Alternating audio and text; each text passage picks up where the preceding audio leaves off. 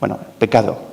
Transgresión voluntaria de los preceptos religiosos. No tiene por qué ser voluntaria porque tú no puedes ser consciente de que es un pecado.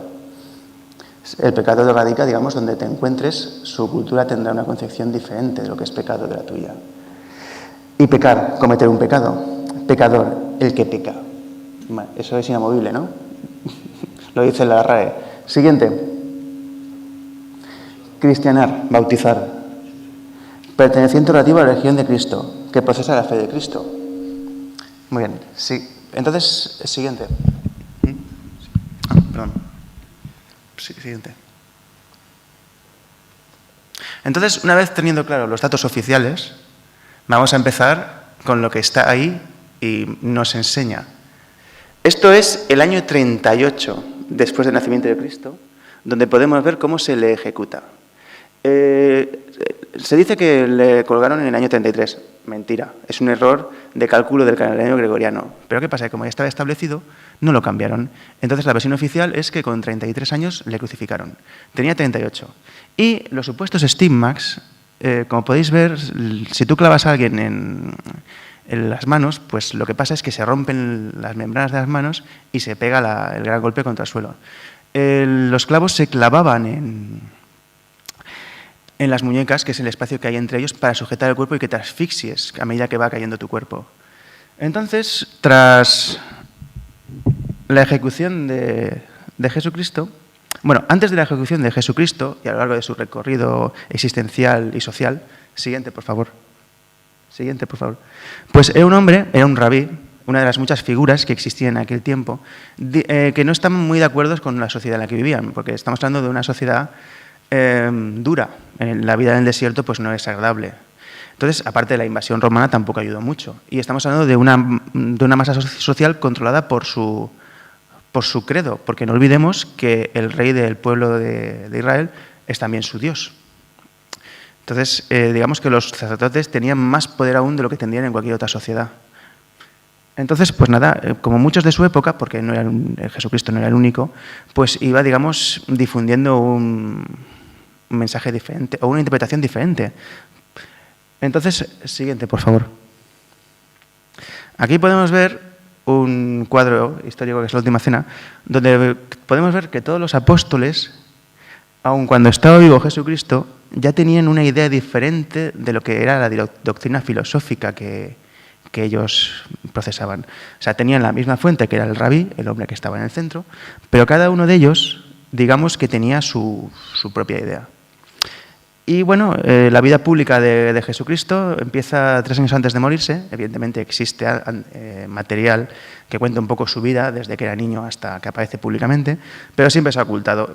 O sea, se puede encontrar, buscando, podéis encontrar autores que se han dedicado a indagar en los textos del mundo antiguo para, digamos, mostrar la vida de Jesús de Nazaret, ese personaje histórico. El mitológico ya es otra cosa. Pasemos, por favor. Bueno, este es Juan el Bautista. Juan el Bautista es el único ser humano ante el cual Jesucristo se arrodilló. Juan el Bautista, digamos que es el catalizador de la muerte de Cristo en parte. Porque Juan el Bautista, de los pocos datos que tenemos a ciencia cierta de Jesucristo, es que tanto él como Judas eran discípulos de Juan el Bautista. Y Juan el Bautista, por sus ideas, pues acabó, digamos, ejecutado porque no cedió ante los caprichos de Salomé, la hijastra de Herodes. Entonces, pasa, diapositiva. Entonces, digamos que había una convulsión social de inconformismo, tanto por la ocupación romana como por la cultura misma de los judíos, que no estaban estaban reprimidos por la estructura social en la que vivían. Entonces, como pasa en la vida de Brian, empiezan a aparecer diferentes personajes que empiezan, digamos, a marcar una historia diferente. O sea, la misma historia, pero con una perspectiva totalmente diferente, lo cual para ellos es una herejía. O sea, si ya por el mero hecho de sospechar que una mujer le era infiel o había mirado a otro hombre, la apedreaban a la pobre mujer, pues imaginaros por pensar algo indiferente a la doctrina de Jehová. Tiene que ser algo un poco preocupante en aquella época. Entonces, pasa a la siguiente. Entonces, aquí tenemos una prueba de que había diferentes líneas de pensamiento aparte de la de Jesucristo. Hay una iglesia que tiene a Juan el Bautista como su Mesías, que son los mandeístas, que aún existen, y es la única iglesia que en vez de tener a Jesucristo como Salvador, tiene a Juan el Bautista. Esto es una clara prueba antropológica y arqueológica de que existían diferentes personajes que iban promoviendo un mensaje diferente al establecido. De hecho, esta iglesia, que es de Asia, tiene también su sede, bueno, en Estados Unidos también tiene una sede, pero es minoritaria. Evidentemente, tras la limpieza que hizo el cristianismo de las diferentes propuestas del mismo, pues no podían elegir mucho. Siguiente, por favor. Bueno, entonces, aquí estamos en el año 38, Jesucristo es ejecutado y tras rematarle, Longinus atravesó con el costado su lanza y atravesó el corazón. El mito dice que la sangre, el plasma de Cristo le cayó en los ojos y le curó la ceguera, porque Longinus estaba ahí porque al quedarse ciego ya no podía ejercer su función de centurión. Entonces Poncio Pilatos lo puso a las crucifixiones a rematar a la gente. Entonces el mito dice que automáticamente se convirtió al cristianismo. Vale. ¿Por qué explico este mito? Porque el cristianismo no existía. El cristianismo existe después de la muerte de Cristo, porque Cristo nunca fue cristiano. O sea, los que crearon el cristianismo son los discípulos de Jesús después de la muerte de su maestro. Esto es antropología pura y dura. O sea, entonces, como podéis ver, un mito ya delata la falacia que se ha transmitido durante siglos. O sea, ¿cómo se puede convertir a alguien a una idea filosófica o religiosa si no existe? Esto es una prueba inamovible. Entonces, tras su ejecución, aquí pues pueden pasar dos cosas. Lo bajan de la cruz, lo meten en la fosa común y se acaba la historia, o bien Poncio Pilatos permitió que un prisionero político se lo llevara y lo enterraran en una cueva. Ambas opciones son viables. Pero lo de la resurrección lo vemos un poco difícil y ahora explicaré por qué. Bueno, María Magdalena pues se fue junto con un grupo de seguidores de él y sus seguidores, los 12 apóstoles, se dispersaron por el mundo, como bien dicen los mitos. Siguiente, por favor. Aquí podemos ver la repercusión del mito que dice que Judas Iscariote se colgó tras traicionar a Cristo. Claro, castigo divino, ¿no? O sea, él no puede pecar contra el Hijo de Dios y luego pues no suicidarse. Esto evidentemente es fabulación. ¿Qué pruebas tenemos de que Judas se suicidó después de la crucifixión de Cristo? Todo esto es para construir un esquema de conducta, es control sociológico. Esto es lo que se transmite a partir del siglo IV. El cristianismo, siguiente por favor, el cristianismo inicial empieza cuando estos se van de Judea a seguir transmitiendo el mensaje de su rabí. Entonces ya no hay una sola iglesia, porque lo que se ha transmitido de la iglesia de Pedro no es la auténtica, porque estaba la iglesia de Santiago, la iglesia de Juan, la iglesia de María Magdalena. O sea, todos ellos transmitían el mismo mensaje desde perspectivas diferentes. Eso de lo que haces en la tierra queda atado en el cielo es una exclusividad que no tiene por qué ser solo de la iglesia de Pedro y tampoco tiene por qué ser la correcta, porque como bien habéis visto, existe la iglesia de Juan el Bautista también y adoran al mismo Dios, solamente que su Mesías es Juan el Bautista. Y evidentemente habría otros Mesías que no se han conservado los datos. Pero bueno, las pruebas están ahí, os las estoy enseñando, podéis acceder a ellas y comprobarlas. Porque todo esto está en los libros y se puede ver. Entonces, estos empiezan a difundir el mensaje. Y el mensaje de Jesucristo no es lo que nos han vendido.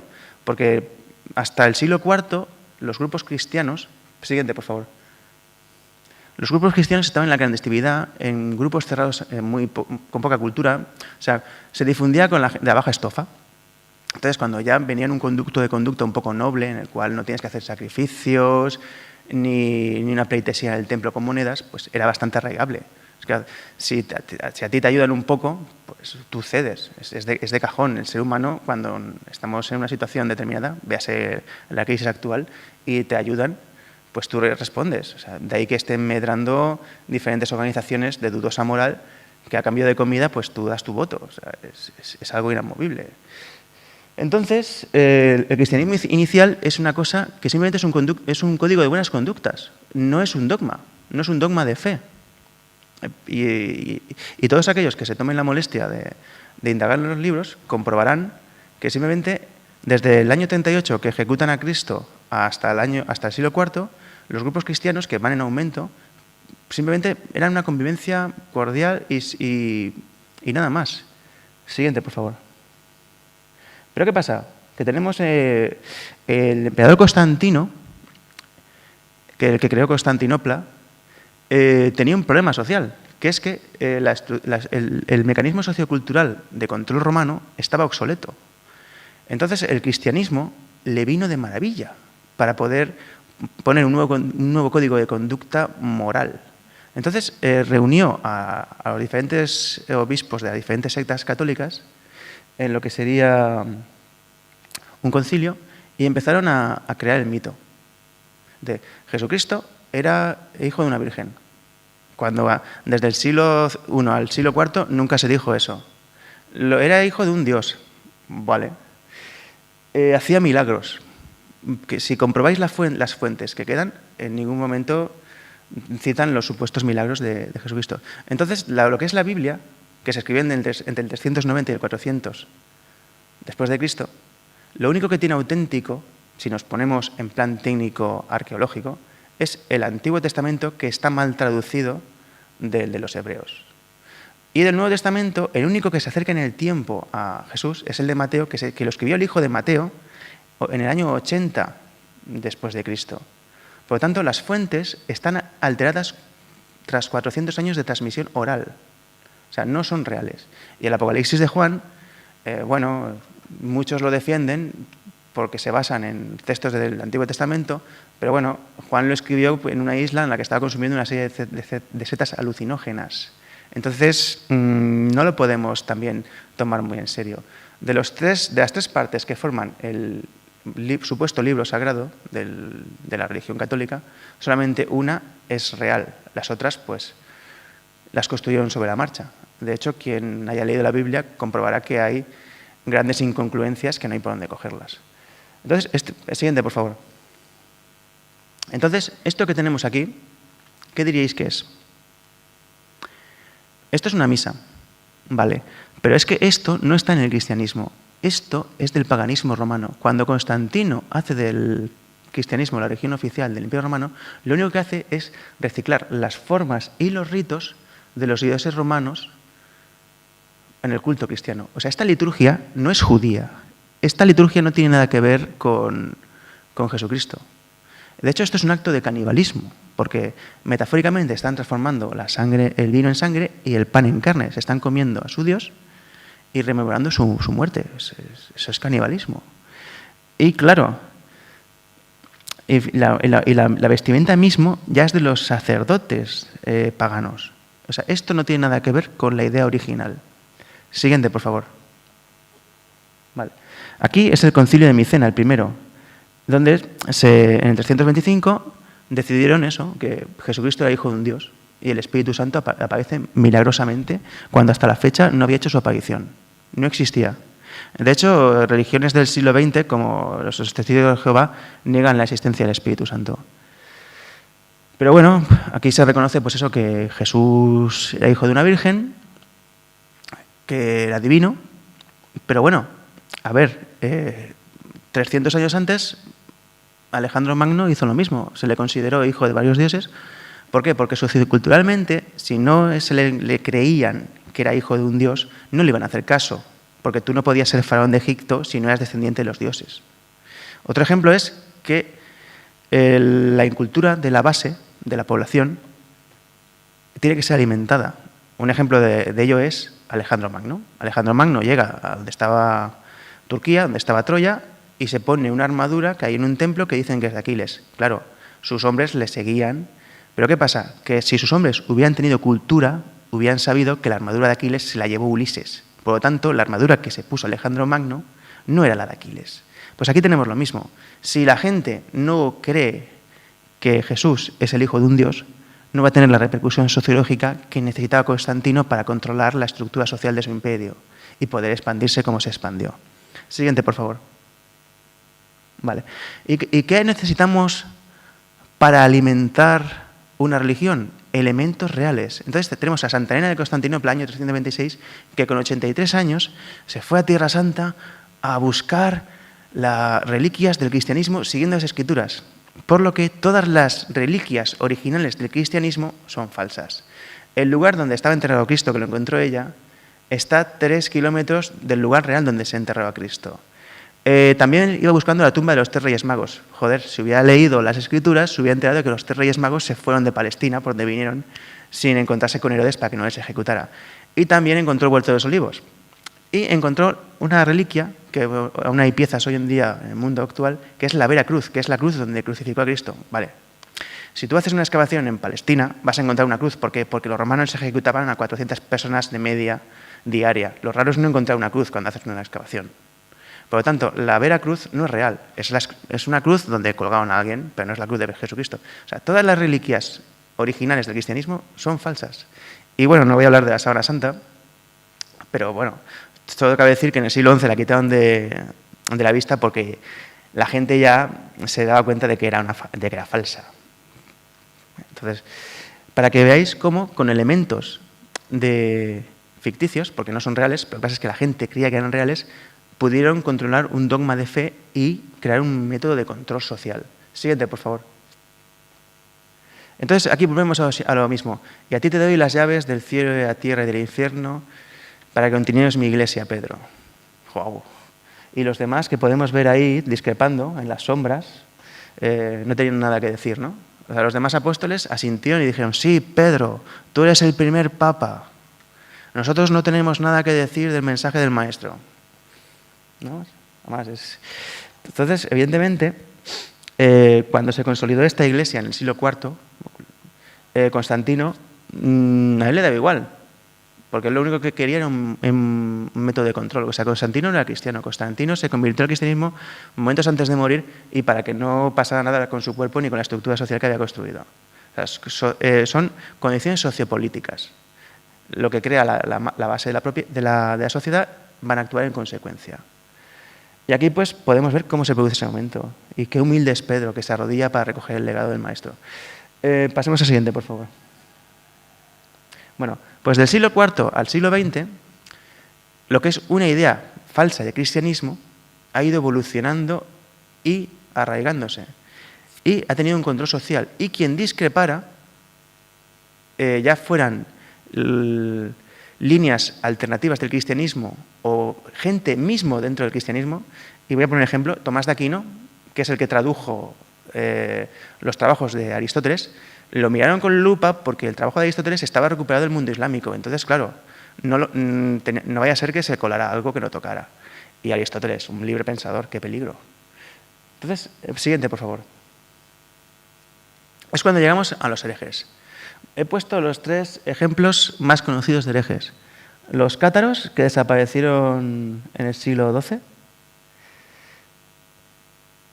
Bueno, concretamente desaparecieron en el siglo XIII, porque aunque lo ejecutaban a la gran mayoría, habría núcleos que sobrevivirían. Lo que pasa es que, claro, como no podían extenderse, fueron desapareciendo. Aquí tenemos la famosa frase de tú mátalos a todos y que Dios los separe. Estas son palabras textuales del Papa de Roma. Luego tenemos el segundo grupo de herejes, que es consentido, que son los judíos. ¿Por qué se consentían a los judíos en las tierras cristianas? Porque eran una prueba directa de que había existido Jesucristo y que ellos son los culpables de que se lo cargaron. Entonces, los pobres judíos llevan arrastrando durante 15 siglos, bueno, un poco más, que se cargaron a Cristo. Fíjate. Y luego tenemos los templarios, que los templarios, pues, eran, dentro de la cristiandad, eran una orden que procesaba el mismo afecto hacia Cristo, pero de una forma diferente. Y bueno, eso de no ser porque eran los banqueros de su tiempo, ellos crearon la banca, crearon el comercio, no hubiera pasado nada. Entonces, cuando disolvieron la orden, en el año 1314, tanto el rey de Francia como el papa lo que querían era la pasta de los templarios. Ellos iban a por el dinero. Entonces, cuando pasaron a la clandestinidad, mataron un gran porcentaje y los que no murieron un porcentaje fue absorbido por la Orden de Santiago y otro fue absorbido por la francmasonería escocesa en 1330. Y ahí pero eso es otra historia. Siguiente. Vale, entonces aquí ya tenemos el Tribunal de la Santa Inquisición, creado para acabar con los infieles y cuidar el dogma moral de la Iglesia Católica. Aunque parezca mentira, llegaron a actuar hasta el siglo XX. Ya le explicaré por qué. He explicado las tres principales herejías. Evidentemente hay más, pero estas son las más conocidas: los judíos, los cátaros y los templarios. Entonces, los guardianes morales que te podían torturar, porque ¿sabéis lo que es la cuestión? La cuestión es que te cuelgan por los brazos por detrás y tú, cuando te dicen, has cometido este pecado, cuando llevas 3 horas asfixiándote, tú dices, sí, he sido. Bueno, confiesas hasta los crímenes que no has cometido. Evidentemente mataban a mucha gente, en nombre de Dios. Siguiente diapositiva, por favor. Entonces, aquí ya tenemos herejes. Tenemos a Arnaud de Vilanova y Ramon Llull. Estos eran herejes, ¿por qué? Porque aplicaban lo que decía el cristianismo. Entonces, claro, el Papa de Roma más de una vez los metió en la cárcel. Lo que pasa es que cuando estaba enfermo los sacaba para que le curaran, porque como eran los mejores médicos que había en su momento, pues Alfonso X el Sabio, de hecho, le salvaron más de una vez. Esta gente, bueno, aparte de aplicar el conocimiento cristiano, eran ejemplos de cómo ser un buen cristiano. O sea, algo positivo. Dentro del cristianismo, digamos que los tenían aparte porque no... claro, ellos creían en lo que decían, no a diferencia de los que estaban arriba, que solamente era un control social y ellos vivían de que te cagas. O sea, ellos vivían como reyes, como el emperador. Y en nombre de Dios yo te absuelvo tus pecados y haz lo que te dé la gana, pero al salir deja en el yelmo tu donación correspondiente. Y sin problema, y ego te absorbo, mata otra vez, vuelve, reza 5 Ave Marías y 3 Padres Nuestros y al salir deja 5 monedas de oro en el cepillo. Y aquí no pasa nada. Y puedes volver a matar. Y tuyo será el reino de los cielos. Siguiente, por favor. Bueno, aquí tenemos ya un poco en el siglo XVI a Galileo Galilei, un científico que por decir que la Tierra era redonda casi lo queman. Y de hecho se salvó. Pero para vergüenza del mundo occidental, este hombre fue la última víctima de la Santa Inquisición en 1924. Se lo cargaron porque no comía carne en Cuaresma, no llevaba a sus alumnos a misa ni se santiguaba cuando pasaba una procesión. La Santa Inquisición lo ejecutó en Valencia. Increíble, ¿verdad? La Santa Inquisición fue abolida cuando entraron los franceses. Luego, cuando volvió Fernando VII el Deseado, volvió a activarse. Y aquí se desactivó. Lo que pasa es que en las guerras carlistas hubo zonas en las que se volvió a activar. O sea, el Santo Oficio ha llegado al siglo XX. Es una vergüenza. La cantidad de gente que han matado en nombre de un Dios de amor. Siguiente, por favor. Y bueno, aquí tenemos entonces que la supuesta herejía no es más que una interpretación de un conocimiento. A fin de cuentas, el conocimiento está para comprenderlo e interpretarlo y desarrollarte en él mismo. De ahí la evolución misma del individuo hasta las nuevas tecnologías. Y abajo tenemos la representación de lo que es el conjunto del ser humano con el medio, porque ese símbolo que veis ahí, el cuadrado son los 4 elementos. El círculo es el conjunto, que es Dios, es el universo. Y el individuo es el que percibe y da forma al universo. Nosotros, según lo que conocemos, interpretamos la realidad y le damos un sentido. La realidad es conjunta y singular, porque cada uno percibe una percepción de la misma, pero en conjunto creamos el significado de la misma. Por lo tanto, lo que tú creas amoldará lo que te rodea. Siguiente, por favor. En el mundo actual tenemos un problema. ¿Por qué? Porque las ideas son caducas. Las ideas corresponden a un cuándo y a un dónde. Entonces, una empresa que es creada en el siglo IV no puede responder a las necesidades del siglo XXI. En consecuencia, porque la sociedad, la cultura y el individuo no es el mismo que en el siglo IV. Por consiguiente, el ser humano actual no tiene por qué estar sujeto a un dogma que no es real, porque las pruebas que os he mostrado son físicas, las podéis tocar, las podéis leer y las podéis analizar. Son reales. Todo lo que os han contado sobre el cristianismo es una falacia. Es un mecanismo de control sociocultural, o sea, para controlar a la sociedad. Y bueno, esto ha sido todo. Espero que les haya gustado y les haya aportado algo.